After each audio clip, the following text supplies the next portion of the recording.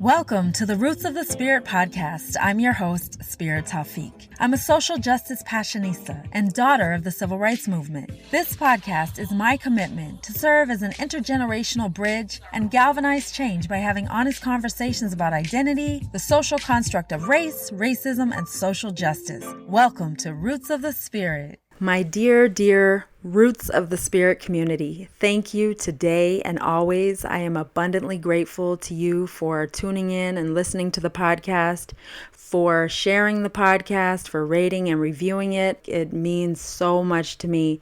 And I'm really moved and touched the fact that when I go on my host platform, I'm able to see the statistics, how many unique downloads the podcast has. And I say we because I don't make it possible. You do by listening, sharing, and rating and reviewing. We are literally approaching 5,000 unique downloads. To me, the way I look at it, I heard one of my favorite podcast hosts saying, think about it like this. It's one thing to think about 5,000 unique downloads, when you're looking at online numbers, but try to visualize 5,000 people showing up at your door. It gives you more of a tangible understanding of the growth because I started out with 0 downloads. So I say that and you can probably hear me grinning from ear to ear. But one of the reasons why I mention that in particular on this episode is you have the golden treat to hear my very first Roots of the Spirit interviews with the remarkable Stacey Jordan, who is a wardrobe stylist and costume designer and is the founder of her own company, Divine Styling International. If you're not aware, in 2015, Roots of the Spirit actually started out as a video series. Stacey was the brave and bold soul who welcomed me with open arms into her home and allowed me to have her as my very first guest. And I can't wait for you to hear from her experience how she stepped into her calling. And since this interview is actually from 2015, of course, she has embarked upon numerous other projects. So you'll see there are a couple references that relate to something going on in 2015, but nevertheless, the spirit and the aura of the interview and just, the overall essence of the interview remains the same. Another thing to note is that the audio is there's a little bit of background noise in the beginning, but it smooths out rather quickly. So I just wanted to make that technical note because at the time it was summertime and the fan was going, we were hot, and even the ice cream person went ding ding in the background. So that gives you an indication it was hot. It was a hot day in Brooklyn. So yeah, my heart is overflowing with gratitude to Stacey for literally being a part of history and being the very first guest of the Roots of the Spirit show at the time, but in essence of Roots of the Spirit. So super duper grateful and appreciative to this beautiful queen. Without further ado, in 2017, wardrobe stylist and costume designer Stacey Jordan took a leap of faith and left her full-time job of 7 years as a visual stylist for H&M to start her own company, Divine Styling International. In the past 13 years, Stacey has worked with companies such as Nike, Ford, Disney, Nickelodeon, Emirates Airlines, and more. She's also worked on projects with some of today's greatest talents in film, TV, and music. And the list goes on. When asked about her future plans, Stacey will tell you although she's been styling for the past 2 decades, stay tuned, she's only getting started. Thank you so much, Stacey, for agreeing to be on the Roots of the Spirit. I'm so very honored. And I just learned this is your first on-air interview. My first on-air interview. And it could happen with anyone better. I'm really excited. Thank you so much. I'm super excited. And thank you and Isaiah for welcoming us into your gorgeous home. Absolutely. So you are a wardrobe stylist who has worked with Tyson Beckford, Q-Tip, Nas, Pusha T, Hezekiah Walker, and so many others. Yeah. Just upon the first time that I met you, you just have such a beautiful aura and spirit. And so I know you bring your whole self and so much love to your work. But I wanted to get a little bit of background before we dive into the work that you do and the service that you provide. You were born in Barbados and you came to the U.S. at an early age. And when did you discover your calling?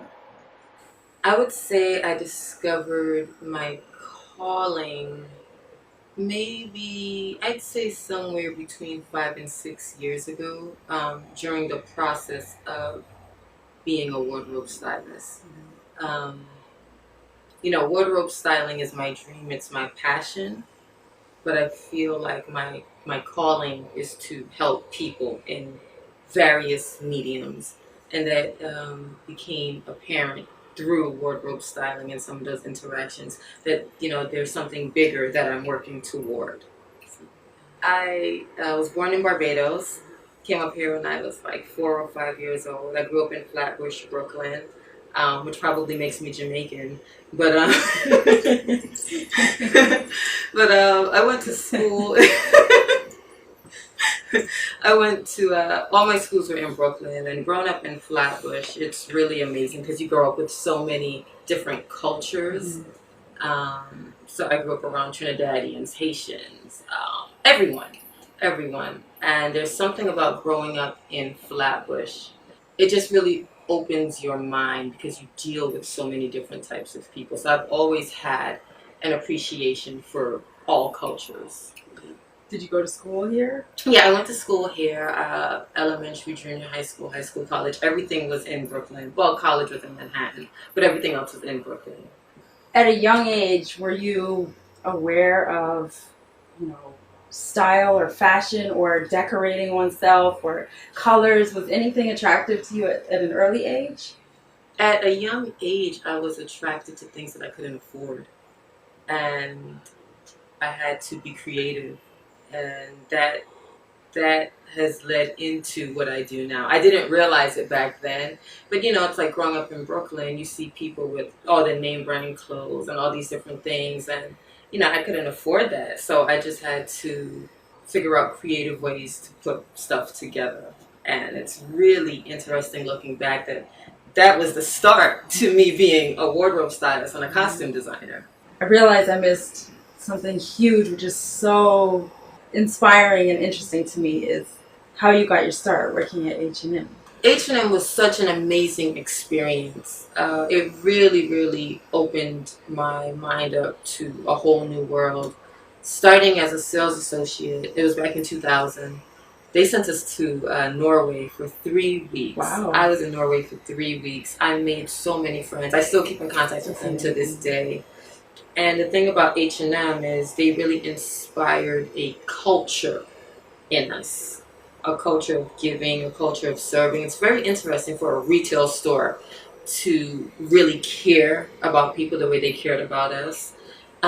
So I was working on the sales floor for a few months, and one of the women from the Finland team who was working in the stores, she gave me an opportunity to try out for the window team where we were dressing mannequins and everything. So I was on trial for maybe a month or two. I don't remember how long it was.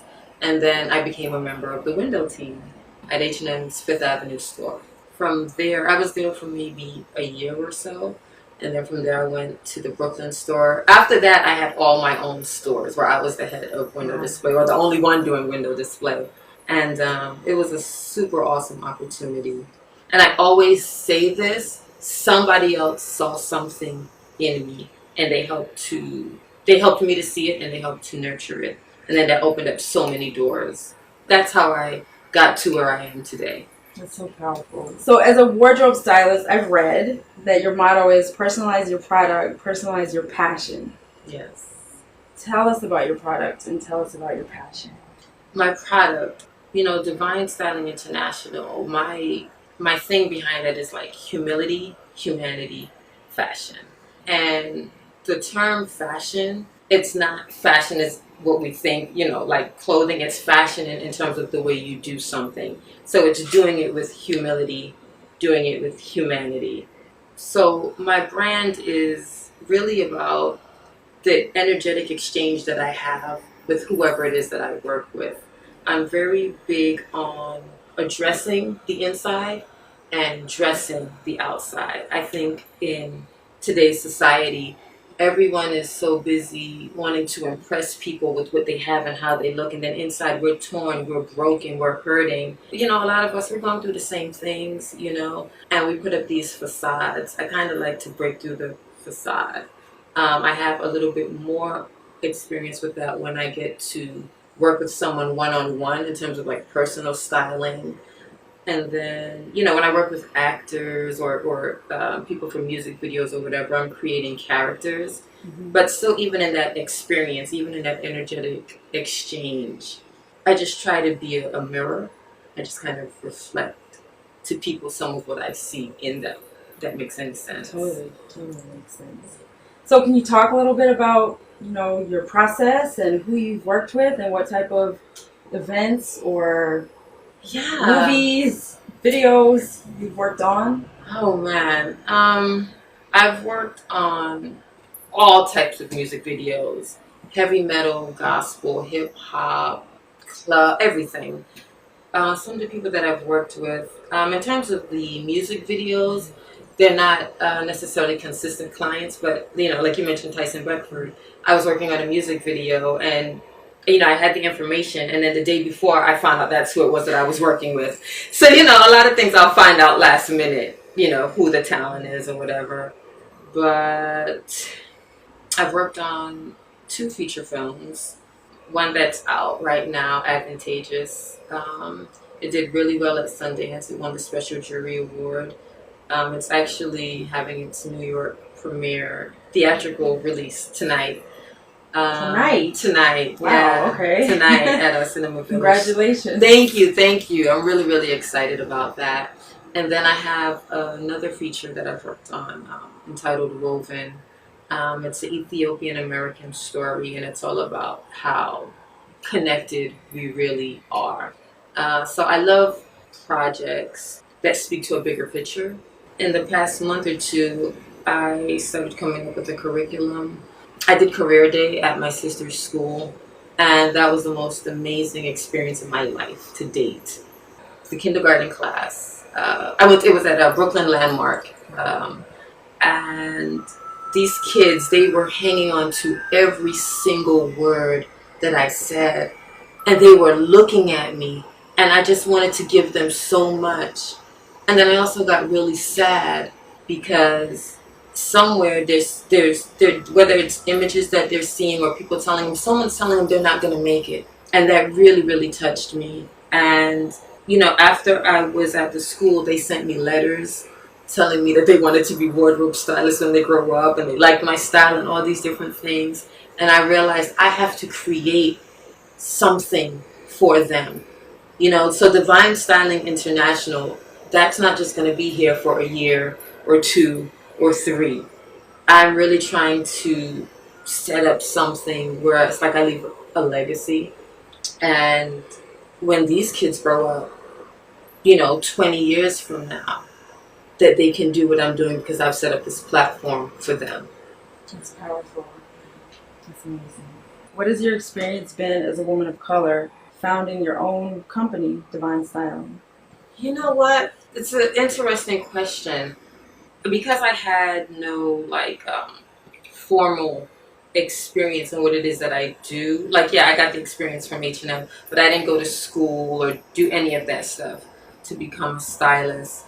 But I knew that, or I know that this is what I'm supposed to be doing right now. So in my mind, I don't really allow roadblocks or thinking I can't get this or I can't do that. But as a woman of color, something that was important to me was not being placed in a box. That I think is one of the most important things for me. I wanted to remain diverse, and I will continue to remain diverse. I just thought it was so beautiful when you talked about going to the school. Oh, and yeah. I know from my experience as a little kid, I did not have examples. I mean, even if you think about career paths, it was doctor, lawyer, dentist, very limited. Yeah. Nobody came and talked about being a stylist, let alone nobody of color showed up in the classroom. So how important that is for kids. I'm so glad that you said that, because that you just shifted my perspective on the question a bit. And something that struck me is when I was looking at all these little kids, I saw myself. That is like I saw myself in all of these little kids, and they would not take their eyes off of me, you know. And I was just like, wow, all of this just natural goodness, all of this ambition, all of this energy that these kids have. And the same thing, I don't remember really if I was like that in kindergarten. You know, I don't remember anyone coming to my school for career day that looked like me, that had a fun job. You know, like you said, everyone's a doctor or a lawyer, or, you know, props to the doctors and lawyers. You guys are needed. I love y'all. But, you know, I didn't have anyone that looked like me. And that kind of made me realize, and this is 2-3 weeks ago, maybe a month ago, that made me realize even more the power that I have as a woman of color to inspire, especially the youth. And the last question, Stacey Jordan, what are the roots of your spirit? Wow. What are the roots of my spirit? The roots of my spirit are faith, patience, flexibility, and struggle and triumph. That's wonderful. Thank you.